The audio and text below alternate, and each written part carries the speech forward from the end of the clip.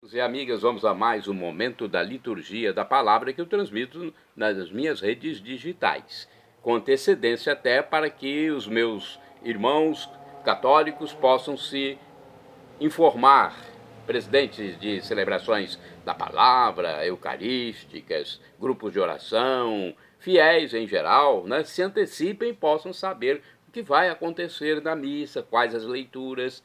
Neste vídeo, para você que acessa Paulo Roberto Maciel, YouTube, Instagram, Facebook e blog, a liturgia referente ao dia 28 de março de 2026, sábado, quinta semana da Quaresma, no ano litúrgico A, cuja cor é roxa, conforme eu estou simbolizando com essa plaquinha aqui. No rito temos a missa própria com o prefácio da Quaresma. A primeira leitura é a leitura da profecia de Ezequiel. O capítulo, atenção para você que vai procurar na Bíblia, é o 37, versículos do 21 ao 28. Assim diz o Senhor Deus: eu mesmo vou tomar os israelitas do meio das nações para onde foram. Vou recolhê-los de toda parte e reconduzi-los para a sua terra. Farei deles uma nação única no país, nos montes de Israel. E apenas um rei reinará sobre todos eles. Nunca mais formarão duas nações, nem tornarão a dividir-se em dois reinos. Não se mancharão mais com os seus ídolos e nunca mais cometerão infames abominações. Eu os libertarei de todo o pecado que cometeram em sua infidelidade e os purificarei. Eles serão o meu povo e eu serei o seu Deus. Meu servo Davi reinará sobre eles e haverá para todos eles um único pastor. Viverão segundo os meus preceitos e guardarão minhas leis, pondo-as em prática. Habitarão no país que dei a meu servo Jacó, onde moraram vossos pais. Ali habitarão para sempre, também eles, com seus filhos e netos. E o meu servo Davi será o seu príncipe para sempre. Farei com eles uma aliança de paz. Será uma aliança eterna. Eu os estabelecerei e multiplicarei, e no meio deles porei meu santuário para sempre. Minha morada estará junto deles. Eu serei o seu Deus e eles serão o meu povo. Assim as nações saberão que eu, o Senhor, santifico Israel por estar o meu santuário no meio deles para sempre. Palavra do Senhor, graças a Deus. Olha que bela homenagem ao povo escolhido, Israel, hein? Que Deus faz aqui neste livro que traz a palavra do profeta Isaías. Agora vamos ao salmo responsorial, que foi retirado do livro do profeta Jeremias, capítulo 31, versículos do 10º ao 13. O Senhor nos guardará, qual pastor a seu rebanho. Repitamos: o Senhor nos guardará, qual pastor a seu rebanho.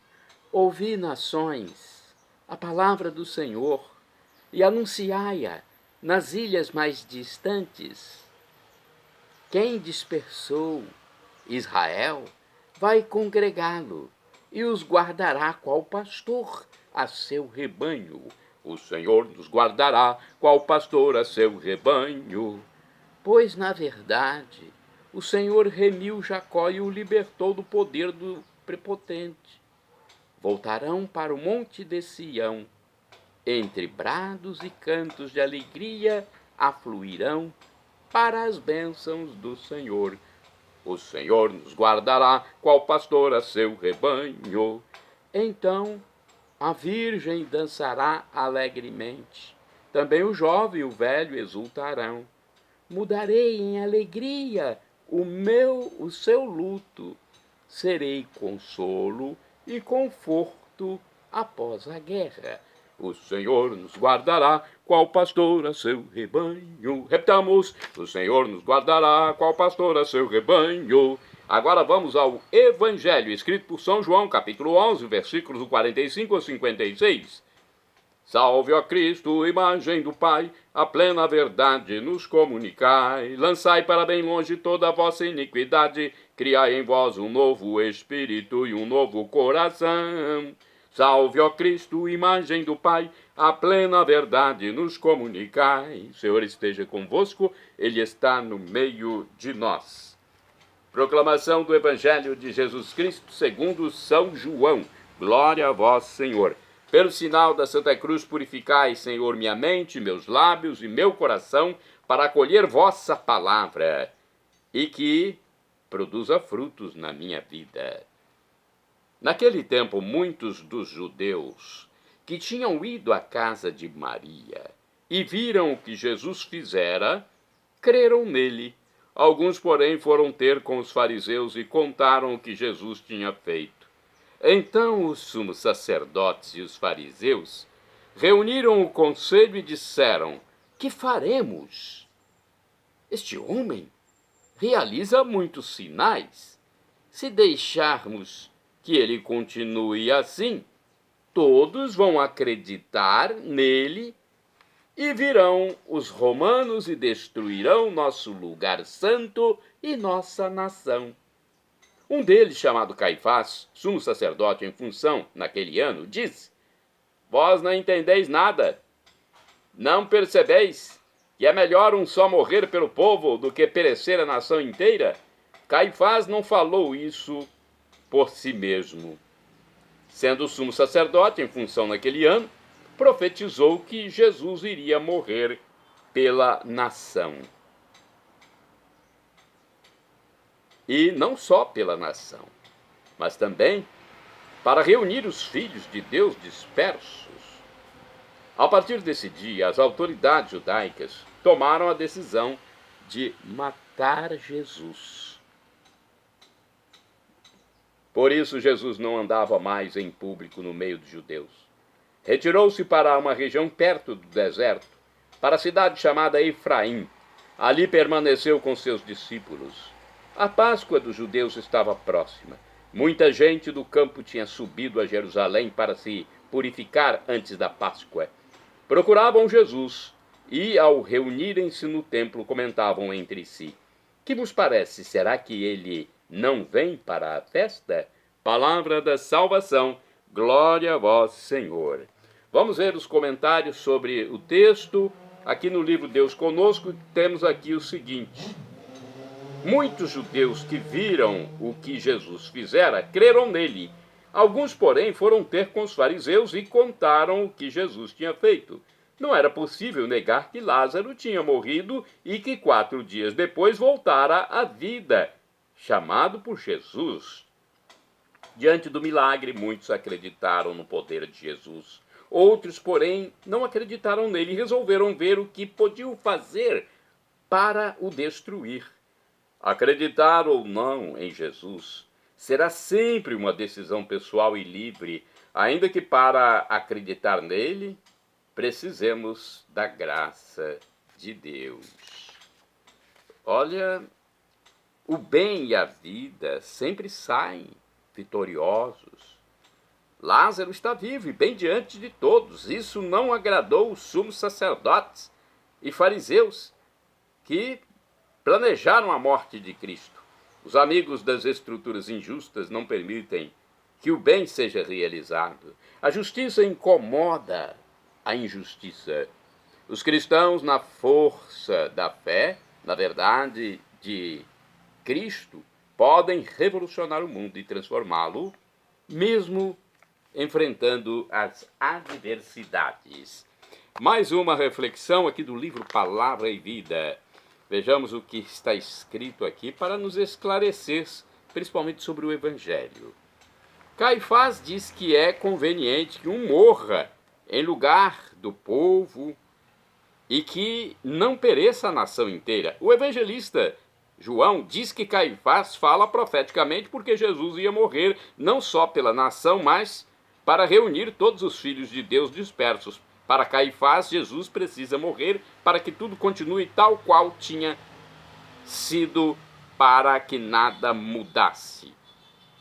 Todavia, a morte de Jesus para reunir os filhos de Deus dispersos cria uma nova sociedade, ultrapassa as fronteiras e as diferenças entre as pessoas. Já não existe nem judeu, nem grego, homem, nem mulher, nem escravo, nem livre. Então tá aí uma reflexão simples, né, sem muita profundidade para você. E agora vamos aos santos do dia, porque os santos, eles fizeram o que Jesus mandou. Foram pelo mundo, evangelizaram, pregaram a palavra e salvaram muitas almas. Então vamos lá? São Castor é mártir de Tarso e santo do dia 28 de março. De acordo com o site do Vaticano, nós temos aqui as informações do site. De vez em quando eu pesquiso no site do Vaticano, outras vezes em outros sites. Mas no caso aqui, é uma pesquisa no site do Vaticano. O dia de São Castor é comemorado no martirológio jeronimiano, o mais antigo catálogo dos mártires cristãos da Igreja Latina, no século V, e pelo martirológio romano também. Segundo a tradição, teria sido martirizado em Tarso, na Cilícia, atual Turquia, com outro cristão. São Xisto III é santo do dia 28 de março. Foi papa ele. De acordo com o site Sagrada Missão, Xisto chegou a adotar uma posição neutra na controvérsia dos pelagianos e semi-pelagianos no sul da Gália, especialmente contra Cassiano, sendo advertido pelo Papa Zósimo, mas reconheceu seu erro, com a ajuda de Santo Agostinho, bispo de Hipona, que combatia arduamente aquela heresia e que lhe escrevia regularmente.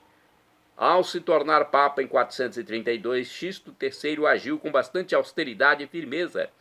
Na ocasião, Agostinho teve de lhe pedir moderação. Foi assim que este papa conseguiu o fim definitivo da doutrina herege. A doutrina pelagiana negava o pecado original e a corrupção da natureza humana.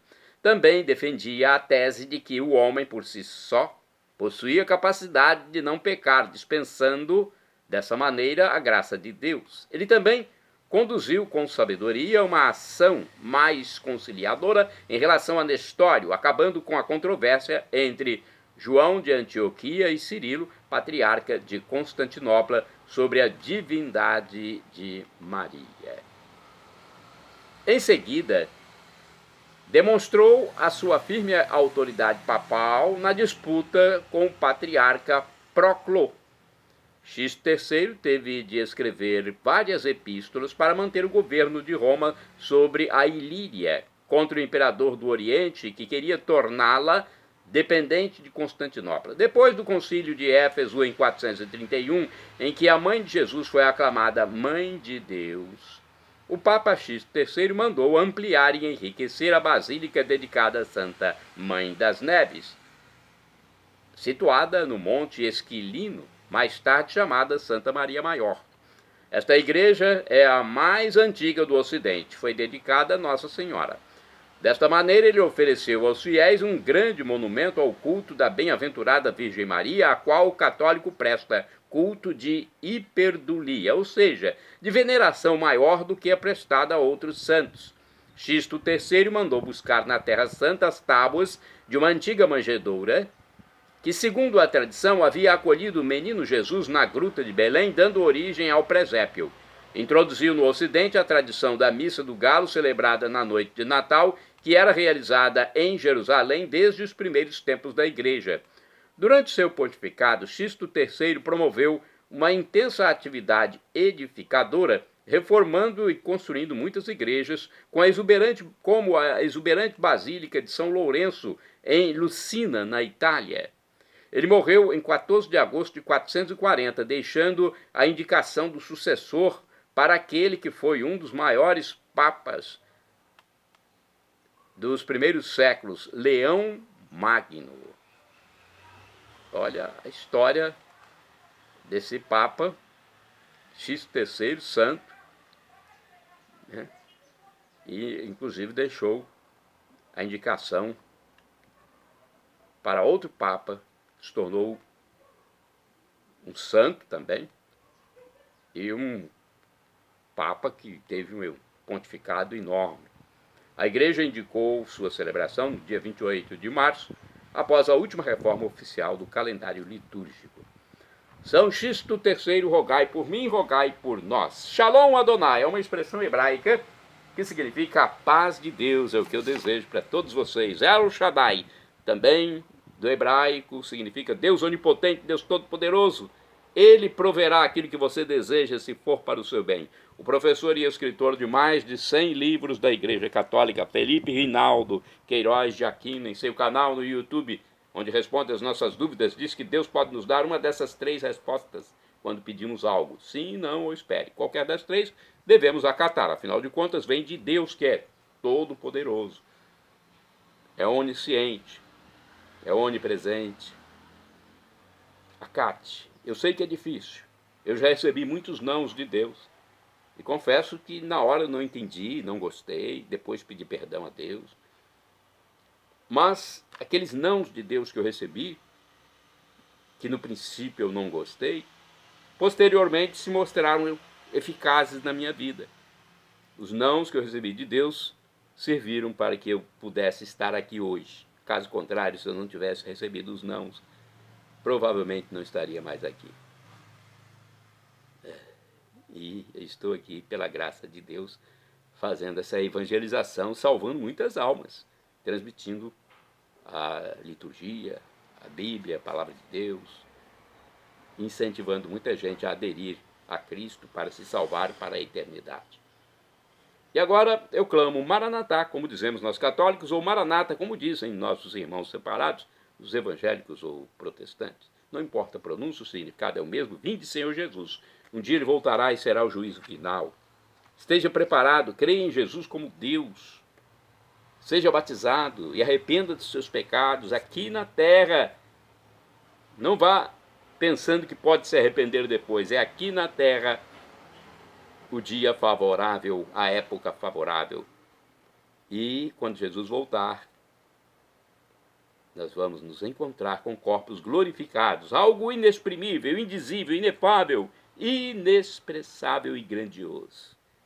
Não adianta você querer saber como será. A gente imagina, mas não tem nenhuma noção concreta. Sabemos que teremos corpos semelhantes ao de Jesus, quando ressuscitou, onde ele mudou a aparência, atravessou paredes, subiu, desapareceu num átimo de segundo da frente dos discípulos de Emaús. Então, podia comer ou não comer, beber ou não beber, tanto faz. Então, um corpo que não está sujeito a esse tempo e espaço, como conhecemos aqui. Esse tempo e espaço aqui vão acabar. Estaremos no Cronos, hoje estamos no Cronos, estaremos no Kairos, no tempo de Deus. O tempo de Deus que não tem passado, não tem futuro, tem só presente. Dura para sempre. Então pense nisso. São Paulo já disse que o sofrimento de agora nem se compara com a glória futura que será revelada em nós.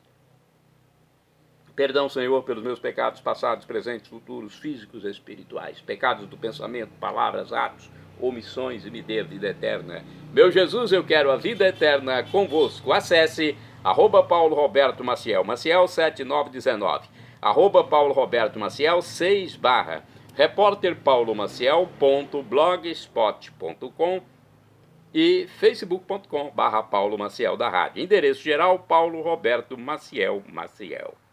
Que Deus abençoe a todos. A você que ainda não aderiu a Jesus Cristo, ainda há tempo, hein?